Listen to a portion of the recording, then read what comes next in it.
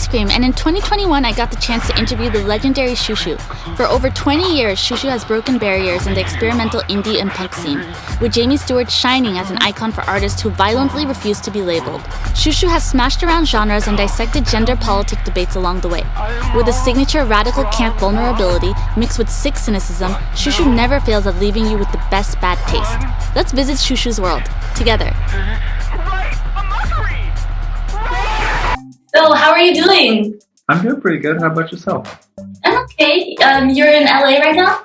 Mm-hmm. It's so impressive that you can breathe underwater.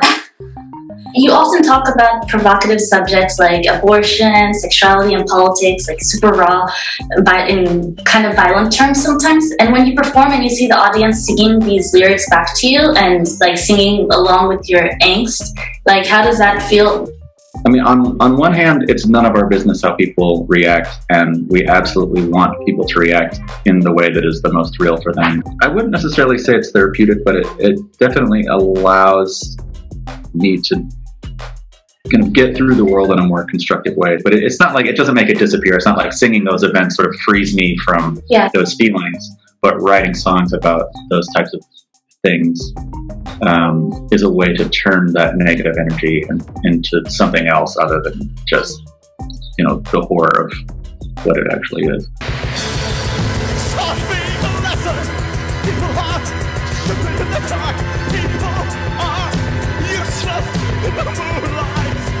Also, like your music, it touches like topics like family and politics and love and suicide and how they're all connected. And for me, there was like this melancholic strength in this album. And I wanted to know a little bit about your inspiration. Just right before we started working on the record, in a pretty short period of time, I had a number of people that I was very close to personally and professionally, just for lack of a better description, fucked me over in pretty brutal ways.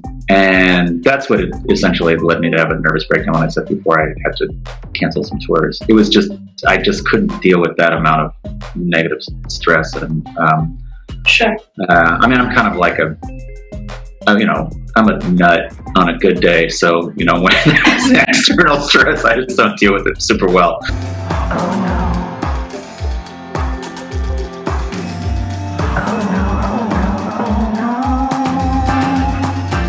Right after all that happened, a lot of people that I didn't expect to hear from and a lot of people interested in the band and some close friends took great pains to check in on me and make sure that I was doing okay. So, I mean, although my brain exploding was brought on by people treating me badly, so many more people showed me a tremendous amount of thoughtfulness and kindness immediately afterwards. And it helped me get my act together very, very, very quickly, a lot more quickly than seeing it shrink did.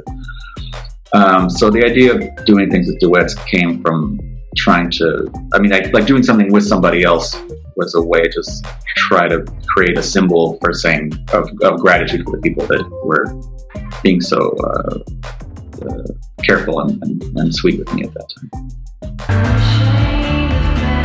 Unashamed of pain,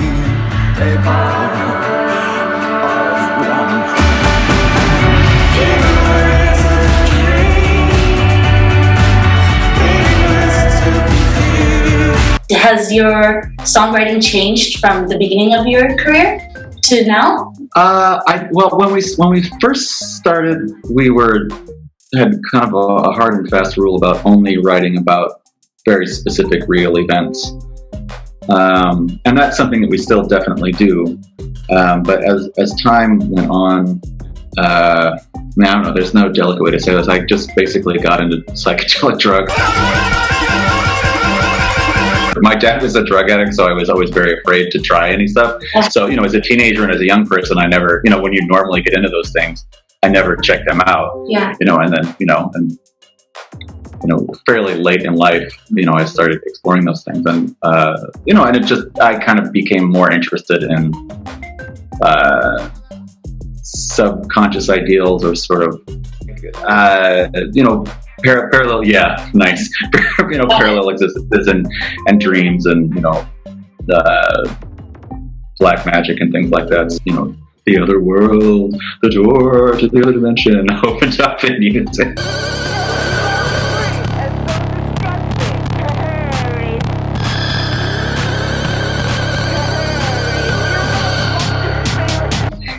You're super well known for your eccentric and fascinating covers of like the Smiths, Nina Simone, Pussycat Dolls.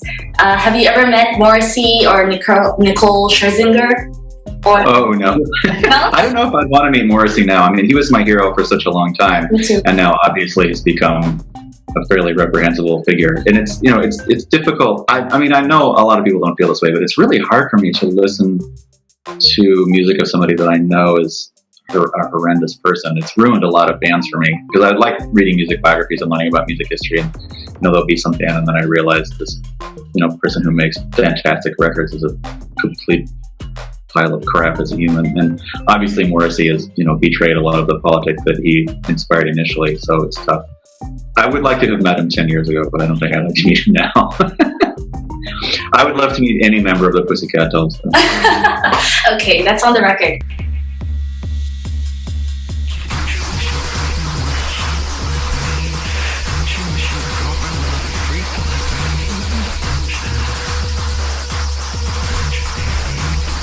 Your band has gone through so many ebbs and flows, and you are at the nucleus, and now Angela is an incarnation.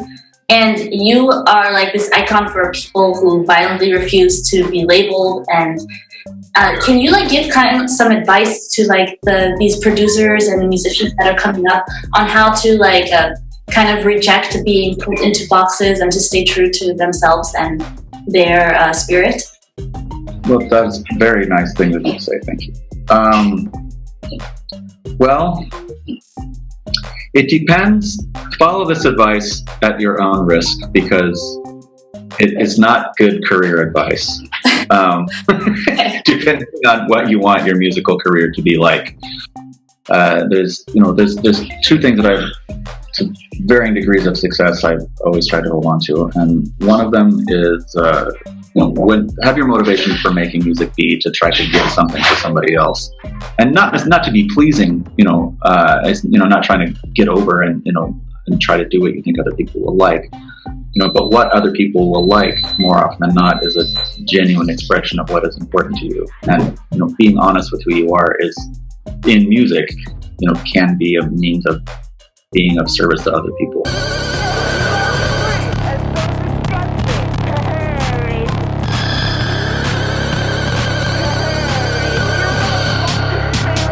So it's kind of a choice that you want to make. Do you want to take things too far all of the time? And in doing that, maybe, the choice becomes: do you want to become, have maybe more people like what you're doing well enough, or do you want to have a small number of people deeply attached to what you're doing? Just be honest about what you genuinely want to do and really go for it. If you genuinely want to become a pop star and do stuff that is fine, but that a lot of people like, if that's what's meaningful for you, then knuckle down and do it and don't pretend to be anything else. But if doing things if being hugely popular is not important to you, but having your music be experienced in a deeper way, then be totally honest with yourself that that's okay with you, and accept the fact that probably not a ton of people are going to be into what you're doing.